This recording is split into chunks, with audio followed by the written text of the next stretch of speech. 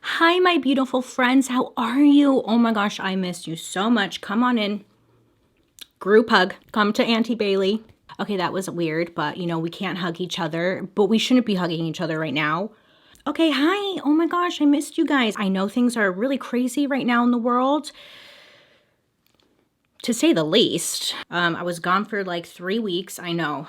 Sorry, it wasn't supposed to go like this, but that's how it went. I will just lightly tell you where I've been. But if you're more curious about me as a person, you can always check out my Saturday videos where I talk about me. Bailey Sarian, hi. You guys, I am so sorry to disappear on you for 3 weeks. That was not the plan originally. What happened was 2020 has just been a shitstorm. And then sadly, my grandpa passed away. And when that happened, that's when I was just like, I'm done.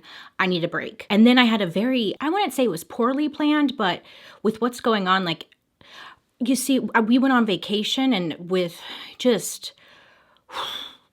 I really needed that break, so I appreciate you guys for being very understanding and sending love and support my way. It was so nice. I appreciate you guys, seriously. I originally had filmed a couple of videos to put up while I was away because I was planning to just go on a vacation in general. But when my grandpa passed away, I was just like, I don't even want to do this right now. Like, you know, I needed to disconnect, and I did it. I did post it on my YouTube community tab, my Twitter, my Instagram. I'm sorry if you missed it. So in the future, if I ever go missing, which I don't plan to ever go missing for 3 weeks again, but if I do go missing, most likely I posted it in my YouTube community tab, my Twitter, somewhere I probably posted it. And if I didn't post it, that's when we should be worried.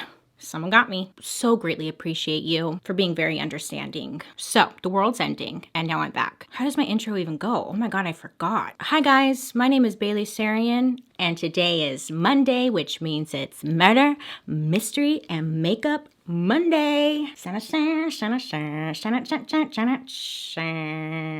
If you are new here, hi. Every Monday I sit down and talk about a true crime story that's been heavy on my noggin. And I do my makeup at the same time. If you're interested in true crime and you like makeup, I would highly suggest you hit that subscribe button. I'm here for you every Monday, if you just forget about the last 3 Mondays. Before we jump into today's story, today's video is brought to you by Audible. I love Audible. During these times being trapped in your house, quarantine, lockdown, there's only so much damn TV you can watch, let me tell you. Well, if you're looking for something new, I highly suggest you give Audible a try. Audible members get even more, okay? There are exclusive audio fitness programs, but right now, you know, a lot of gyms are closed or you probably shouldn't be going in the first place right now. You know, you want to not get sick and spread your illness anywhere, so it's probably best if you don't. But what I'm getting at, Audible can help you out there because they have fitness programs you can do. And they have meditations, which I am all about. And the meditation has been my go-to. And there are tons of audiobooks and Audible originals. The selection has gotten even more custom with content made for members. Every month, Audible members get 1 credit, good for any audiobook they choose, plus 2 Audible originals from a changing selection that you can't get anywhere else. You know, since some of us are definitely quarantined, I thought what a great time to deep clean. I know, this is the time. All of that stuff around the house that I've been putting off forever. So I've been putting on an audiobook and just trying to go to town, clean as much as I can. Get your first audiobook and 2 Audible originals free when you try Audible for 30 days. Visit audible.com/BaileySarian or you can text Bailey Sarian to 500-500. Again, just go to audible.com/BaileySarian or text Bailey Sarian to 500-500. So a big thank you to Audible for partnering with me on today's video, and also a big thank you to you guys, my friends, because without you, I wouldn't even be here right now. I just love you guys. Today's video I actually filmed right before we had left. I was planning to get it up while I was away. Failed to, but that's fine. Just giving you a heads up. I don't know why. I don't think it matters, but I will shut up. I know you've been waiting. You've been very patient. And let's jump into today's story. If you're ever curious about what I'm using on my face, I do link it down in the description box. So today we're going to talk about the ButterBox babies. Have you heard of them? Well, let me tell you something. I was watching Amazon, just going down the Prime movies, especially thrillers. I love thrillers. I think it was called ButterBox Babies. It might have been called something else, whatever. In the beginning, it said based on true events. And that's how you get me. Like, I'm that easy. You could wear a t-shirt that says based on true events, and I would be like, oh yeah, give it to me. Awesome. Oh, you know what? I don't know why I'm joking, because that's not, this is not a funny story. The movie, I would give it like a B-. It wasn't that great. But the overall story was interesting, and it had me curious. I was like, I need to do some research on this. Is this really real? Warning. The following presentation is intended for mature audiences. It contains graphic descriptions of crime scenes, adult dialogue, and strong language. Viewer discretion is advised. So, in the spring of 1935, Eva Neforth of Nova Scotia was in a relationship with a man named Walter. Her and Walter were dating for a little bit of time, and then she found out that she was pregnant. Now, they had to keep this pregnancy a secret because this is during a time when having a baby out of wedlock was a big no-no. You know, it was just a scandal, okay? You just didn't do that. I mean, people still kind of feel that way now, but whatever. It was bigger. It was a bigger deal then. And during this time, there just weren't many options as far as what you could do. So Eva, when she found out she was pregnant, she did some research, okay? And she came across this place called the Ideal Maternity Home. And Eva decided that this is where she would have her baby without judgment, a safe place for women, and nobody would know. Just before Christmas, Eva headed out to the maternity home and, she was welcomed with open arms by the owners, whose names were William and Lila Young. And they gladly took in Eva and her unborn baby. I mean, this was their job, their passion. About a week went by when poor Eva had contracted an abdominal infection. She was bedridden until the end of January when she went into labor. The labor was rough and Eva almost died while giving birth. Sadly though, Eva's baby did end up passing away shortly after being born, and Eva was struggling to fight for her own life. William, one of the maternity home owners, wrote a letter to Eva's boyfriend. His name was Walter,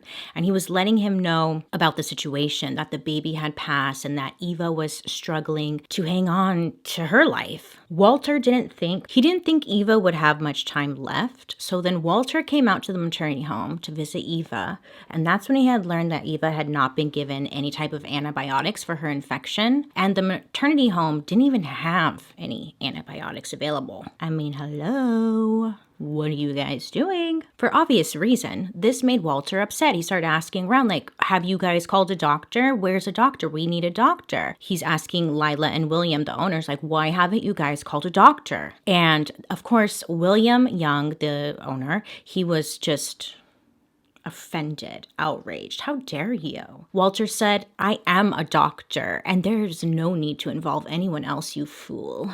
Well, I don't know if he said you fool, but I imagine. I wasn't there. But he got offended. And he said, I am a doctor. We don't need anyone else. Damn ego, It's like the worst thing in the world. The ego. So they didn't end up calling a doctor. Awesome. Amazing. So then Lila pulls Walter aside and she gave him an invoice for $25 for the burial of their baby. She billed him. She's like, yeah, so she's got an infection and we're not going to call a doctor, but here's a bill. Thank you. Walter did end up paying the cost for the burial, and when he tried to return to Eva, he was told that visiting hours were over and that he needed to go. So Walter ended up leaving, and then 2 days later, Eva Neforth was dead. Let's go back to the beginning. Lila. Let's start with Lila. Lila was born in Fox Point, Nova Scotia in 1908. Around that time. When Lila graduated from high school, she decided to study and become a teacher. So she did just that. And at the age of 26 is when she met 27-year-old William Peach Young. Great name. William Peach. I love that. William Peach. Sorry, he's a bad guy here. Anyways, but he had graduated from medical college in 1923. Now, William would care for the sick along the south coast of Nova Scotia. And William and Lila, they would end up marrying in 1925. And soon after the wedding, Lila, she found herself pregnant with their first child. And the two of them would go on to have 5 children in total. Lila and William are the ones who own this maternity home that I mentioned in the beginning. Normally I don't do like a beginning story, but I thought I would try it. So Lila would go on to train as a midwife, and William decided to become a licensed chiropractor. Now, during this time in 1927, chiropractors were seen as quacks by the American Medical Association. In the first 30 years of chiropractic professions, there were more than 15,000 prosecutions, and about 20% of them resulted in incarceration. It was just seen as like not a real practice, not a real thing. So people were like being chiropractors underground, which is so interesting, right? Because it's almost normal now. But you know what? This is a side note. I kind of went down a rabbit hole about chiropractors and how people truly believe to this day that it's all just like mumbo jumbo. And it was really interesting because I've never thought to question anything. Well, here we are. Okay. Anywho, the couple stayed in Chicago for 2 months before deciding to move to Nova Scotia. They didn't have a lot of money, okay? But they were able to purchase a small 4-bedroom cottage in East Chester. I just love older stories like this. It's like, we were poor, but we bought a 4-bedroom house. Oh, if only we could do that now, huh? So yes, they got their own 4-bedroom cottage in East Chester. The Youngs had a vision. A vision! Visions are always in these stories. Visions. But they had a vision. They wanted to open their home to people in need of medical care, which sounds great, right? That's like so nice. So they decided to start a life and health facility with the slogan, quote, "Where the sick get well," end quote. I mean, to us, that's kind of like a okay quote. But at the time, it was like, oh my God, where the sick get well? That's so clever. You know, it's like the first time people are hearing this. Lila's midwife qualification came in handy, and the couple soon realized there was a big demand for maternity care in that area, especially for young mothers or unmarried women who fell pregnant. You see, there was like no support programs in place for unmarried mothers in Nova Scotia. This was a time when having children out of wedlock was still very much taboo. Even families would turn their backs on their unmarried pregnant daughters, kick them out of the house to fend for themselves. I mean, people still kind of do that to this day. But, you know, this was like more intense because it was like really frowned upon. I've mentioned this before in another video, like everything was frowned upon back then. Like it was just shame. You brought shame to the family. Anywho, but there was no place for these women to go. They had nowhere. So many unwed mothers came through the doors of the home of the Youngs, Lila and William. Their last name is Young. I'm going to refer to them as the Youngs. So the two of them decided to rebrand and change the name of the facility to Ideal Maternity Home. They promised to be discreet and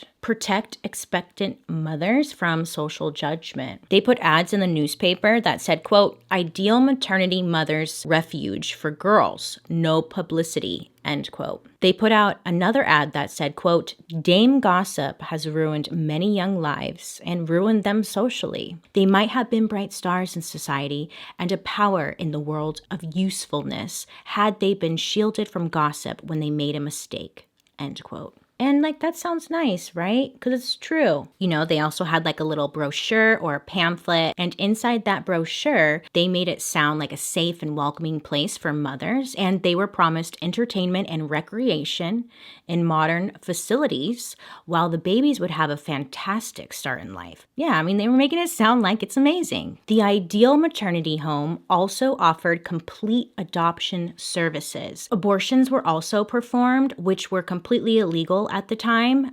In Canada, before 1969, the maximum penalty for a doctor or anyone else who conducted an abortion was life imprisonment. This was obviously not something advertised through their ads at all, but word of mouth would let others know that this was a safe place for women to go. Cue the angry comments, yada, yada, yada. Okay. If women chose to end their pregnancies, they had the option to do so at the Ideal Maternity Home. But for the most part, the home was a maternity business, and it didn't come cheap. So the woman would have to pay between $100 to $500 to have the baby delivered. And then also that would cover stay or a couple of days for recovery. Mothers were required to pay on arrival, so they had to pay beforehand. During this time, the weekly wage was about $8 a week. So people were making $8 a week, and they were asking for anywhere from $100 to $500. So who's affording that, you know? Seriously. So mothers had a really hard time paying for this, and unfortunately they weren't like given a heads up of how much it costs, or they probably wouldn't have gone in the first place. But they were already there and they had no other place to go. So it was like this was really their only option. So if mothers were unable to pay, the Youngs would blackmail the women's families or even the boyfriend to make sure that they got their money. And if these women really didn't pay at all and they had no other resort, they would allow them to work as cleaners, cooks, or nannies inside of the home to pay off their debt, which a lot of them did because they couldn't afford it. Many of the women really had no other choice and remained at the home for years until their debt was paid off. I was reading anywhere from like 5 to 10 years. Which is insane. But they couldn't tell people that about what they were doing because then people would find out about this home and they couldn't say anything. It wasn't worth the risk of their families finding out about this pregnancy or if they got an abortion or something, like, fuck no. So they just shut up and worked inside the home. I couldn't exactly figure out how some of the women could afford that. The Youngs would trap a lot of their clients. With every add-on came an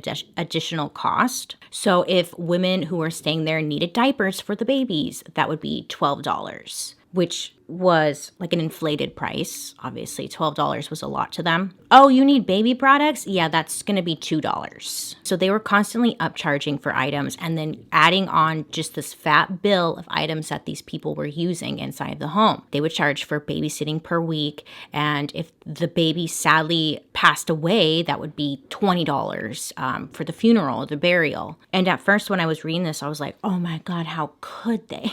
But then when I thought about it, I was like, damn, that's exactly how our healthcare system still works to this day. But to some people, this is very shocking. It's like, oh yeah, you need a tissue? Yeah, that's $10. I just went to the doctor's the other day and the bill was atrocious. And if mothers could not care for their babies, Lila told them if they paid the home $300, they would find an adoptive family for them. The mother could leave, and the official document for this agreement was called an adoption transfer agreement. This was considered odd because mothers would typically pay for their stay at a maternity home, but never would they have to pay for an adoption services. Occasionally, women would have their babies elsewhere, and then they would decide, you know what, maybe I can't take care of this baby, or it'd be best if I put it up for adoption. So they could actually bring it to their maternity home, and Lila would gladly accept any kind of baby. Well, she would accept the babies because these kinds of transactions were great because they wouldn't have to go through the birthing services, which was a nightmare, but they were still able to get money from them. It was just pure profit, and they had to do little to no work. I mean, at the end of the day, this was a money-making business. It started as the couple wanting to help families, wanting to help young women, and then all of a sudden, greed kicked in, and it was no longer about helping the women. It was all about making money and how much money can we make. And so they needed to amp up the selling of these kids because that was bringing in the most profit for them. So the Youngs took it into their own hands to get rid of babies that they were unable to sell. Yes, you heard that right. They got rid of them. Babies who had visible imperfections like birthmarks, deformities, who were sickly, who were mixed race, who were darker skin toned, were considered unmarketable. They fed those children molasses and water as a way to starve them. The poor baby would be dead within weeks. Usually it would take no longer than 2 weeks. So it was honestly I feel like it was a slow death. These poor kids. The bodies would be placed in wooden delivery boxes from the local creamery, and the wooden boxes had a label on the outside of them that said ButterBoxes. They ended up just using these boxes as coffins to bury the bodies of these children in. Now, they weren't telling the women who gave birth to these children, they weren't telling them what they were doing with the children. So they had no idea. And then on top of that, they would still ask the mothers to pay for the funeral costs. And if the mothers could not pay for the funeral costs, babies were discarded by burning the bodies in the incinerator. And if they couldn't do that, if the incinerator was full, which, yeah, whatever, other bodies that could not be paid for were given to the local fishermen who threw them into the sea. And I did read they may have used them as like fish food, but I cannot confirm or deny that. And I wasn't there, so I really don't know. Either way, it's still awful. All of it's awful. There was a handyman who worked at the maternity home, and his name was Glenn. And Glenn claimed that he helped the Youngs bury between 100 to 125 babies in a field near Fox Point. The field was owned by the parents of Lila, and Glenn claimed that they would bury the boxes of babies in just rows. Glenn also said that sometimes babies would just lay dead in a tool shed for up to 5 days under a box before Glenn was able to transport them to the field. Yeah, pretty awful. It was said that inside of the home, Lila was the one who actually would be like the main person who delivered the babies. And she was known to be pretty rough with the mothers during labor and pretty mean as well. One woman would later recall her experience saying that while in labor, her baby was choking on the umbilical cord and that Lila didn't know what to do. So she fell to the ground and started praying. And then William stepped in and managed to deliver the baby, who was breeched. So the baby came out bottom first. Butt first, legs first, feet first, which was very dangerous and also extremely painful to the mother. And they didn't have any medication for them. They didn't have anything to help ease the pain and also just make the delivery go smoother. Luckily, the mother and the baby did make it out okay. But while the mother laid there trying to recover, the baby was being looked after by Lila and like the team of people. A couple of days later, Lila comes back into the room to see how this woman's doing. Lila instead came in and she tells this woman, I'm sorry to tell you, but your baby has become very ill and things are just not looking very good for her. Now this mother, she knew like something was up. She found it very, very strange because she was literally just nursing her baby not that long ago and everything was fine. And mothers know. Mothers know. So she just knew something wasn't right. And she's like, what do you mean she's ill? And Lila just said, oh, she's sick. I can't show her to you right now because, she's very vulnerable. She needs to rest. She needs to heal. And then an hour goes by. Lila comes back into the room to let the woman know that her baby had died. Now this woman, of course, she's shocked, she's hurt, she's upset, but she had that gut feeling that Lila was lying. I think she knew Lila was lying. She just saw her baby. Her baby was fine. She knew her baby was fine. As time kind of passed throughout the day, this woman had heard rumors that there was a wealthy family coming to the Ideal Maternity Home wanting to adopt a girl at the time, and this woman's baby was the only girl in the nursery. So when this woman presses Lila and asks questions about her baby, like, what's really going on? What are you doing? She got no answers and got nowhere. Unfortunately, that woman never saw her baby again. She had no proof of even having a child. She had no proof of even where to begin looking for the baby because at this maternity home, they kept little to no records. Yeah. So it's like, how do you even know what to look for, So yeah, sadly, that woman just never saw her baby again. And I guess throughout her adult life, she did constantly try to look and find her. Sad, never found her. The Youngs only kept the best babies for adoption, which meant healthy Caucasian babies. This is what they were doing. That's not what I'm saying, okay? They would put out newspaper ads, again, looking for future adopted parents, saying, quote, lovely babies for adoption, excellent backgrounds and healthy bodies, right for information. And they would charge the adopted families between $800 to $1,000 for babies back in the 1930s. And then as time went on, the prices just kept hiking up because there was a high demand for babies. Yeah, it sounds weird saying that, but there was. According to records, the couple had earned an estimated $3.5 million from adoption sales within 10 years. And that's not including the price they were earning from room and board and delivery from the mothers, which is insane because think about it. People were making, $8 a week? To be a millionaire at that time, even in 10 years, that's insane. They had a lot of money. What were they doing with the money is what I was trying to figure out. I don't know. So anyone who came into the home and wanted to adopt a baby were required to bring references and proof of income. It was, required by law, but they didn't really care. Lila and William, they never really checked the families, okay? If they could pay, if they had the money, And especially like cash just showed up with the money. Yeah, okay, here you go, baby. Like they did not care. They didn't do any type of screening on the families. They didn't make sure it was going to a safe place. They didn't care. Must I explain more? No. Sometimes families would choose babies before they were even born just by looking at the mothers. The adoptions were processed quickly, sometimes within 24 hours in the local county court. When the children were as young as 2 to 3 days old, people would come in, look at the different mothers and be like, yeah, I want that baby. Which is so gross, but that's what they did. The whole thing is just disturbing. In 1945, a potential adoptive mother,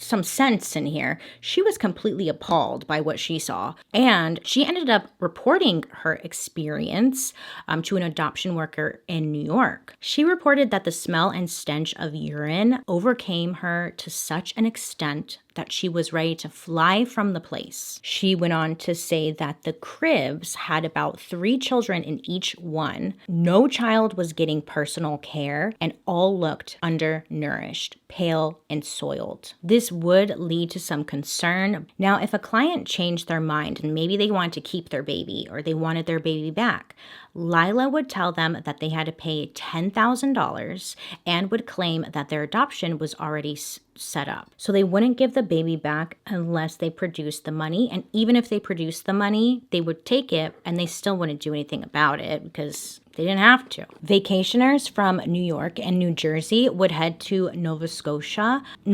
coast in the summer. Many of these were childless Jewish couples who were finding no Jewish babies to adopt. So Lila and William were like, yeah, no problem. Look, right here, this is a Jewish baby. Here you go. And then she would just lie and say that they were Jewish babies just so they would adopt them and make some money. You know, so stupid. Yeah, you want a Jewish baby? Okay, here, look, right here. Buy one, get one. The thing is, nobody at that time knew she was lying. Everyone thought this was just this amazing maternity home and had no reason to question it, you know? So she's just lying her ass off saying she has all these Jewish babies, when the reality is, who knows? I don't even think she kept a record, but we don't really know. A big source of revenue came from American families because at the time, policies in the US made it difficult for families to adopt outside of religious lines. So people from the US hoping to adopt would seek out this maternity home. Because demand was getting higher and higher, babies were selling. Babies were just popping off to up to $10,000 from people all over, but mainly prominent, wealthy socialites or politicians. People who had money, obviously. I mean, no one, $10,000. I make $8 a week. Like, where am I getting that? You know, like, The ideal maternity home had many supporters, and the community would offer and donate items, but also just a lot of money as well. Because from the outside looking in, it was like, oh, the fact that they're giving these unwed mothers a safe haven to have their children and then found suitable homes where they could raise their children, all while doing this in the Lord's name. Such wow, such wonder. Here's my money. And like, I'm not trying to point the finger at them in any way, shape, or form. To them, they thought it was peaches and cream. They were doing great things. So I don't think they're necessarily the bad guys. It does sound like a nice cause from the outside looking in. The Ideal Maternity Home updated their brochure, and it had tons of quotes from like their local senator who fully supported what they were doing. And then there were also a picture inside the brochure of the son and daughter-in-law of Nova Scotia's lieutenant governor who had adopted a baby from the Ideal Maternity Home. So, I mean, making them look good. So again, everyone's just thinking this place is doing wonderful, great things. Yippee-ki-yay, yes. But the reality, nay. They were not doing good things. Many were not fond of the Ideal Maternity Home, and they saw it as a way to exploit young mothers in need. Nova Scotia's Minister of Public Welfare, his name was Dr. Frank Davis, heard a ton of rumors swirling around about the deaths happening over at the maternity home. So he decided to have some people investigate the situation. An inspector went to the Ideal Maternity Home in 1945 and reported neglect after seeing babies that weighed half of the average weight of babies their age. Flies were swarming around around. There was just dirty conditions that were not suitable for people to live in, and he made reports about it. So after many reports of neglect and concerns over the ideal maternity home, an amendment was added to the Maternity Boarding House Act, adding more requirements in order for licenses to be accepted for maternity boarding houses. So, I mean, at least thanks to them, there was more laws set in place to protect future people falling victim to this. So at least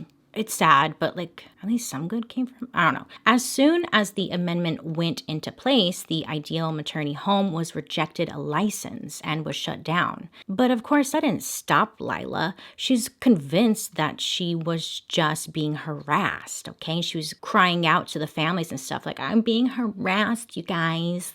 I need your donations now more than ever because they're shutting me down. Anywho, so she did try to keep going without a license, and she tried to appeal the rejection of a license. Lila and William were convicted of violating the Maternity Boarding House Act and also practicing medicine without a license in 1945. You're thinking, wow, prison time, right? Well, no, they were fined $150. It was nothing to them.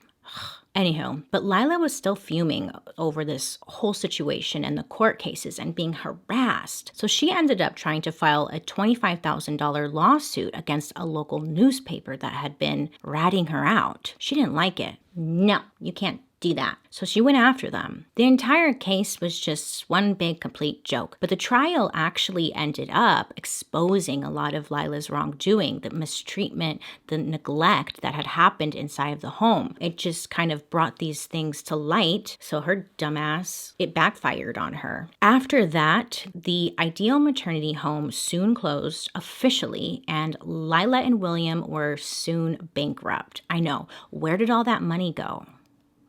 I think they probably put it somewhere in a safe place. Maybe the business just went bankrupt, but they were still dirty rich. I don't know.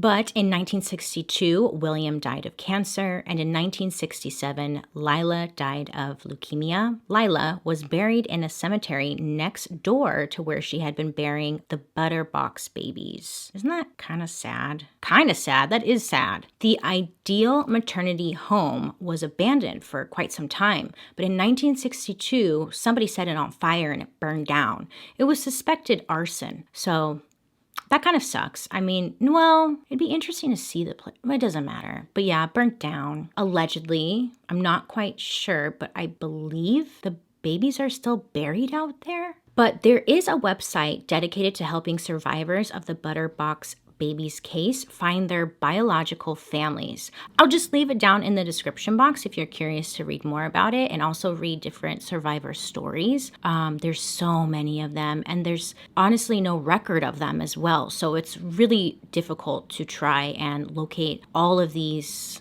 babies that were sold. Yeah. Anyways, so that is the story about the ButterBox babies. I would love to hear your thoughts down below. It was a pretty old case, and there's little to no information out there, but what we do know was what I told you, and I feel like that is enough to know that this place was fucking awful, okay? I feel so bad to all of those poor women who were taken advantage of by this money-hungry family, and I'm gonna try and dig around some more because I'm curious to know, like, where did all their money go? They made so much of it, so where did it go? I don't know. Anyways, let me know your thoughts down below. Thank you so much for hanging out with me today. I love and appreciate you guys so much. And I hope that you have a wonderful day today. Please make good choices. Please be safe out there. And I'll be seeing you guys very soon. Bye.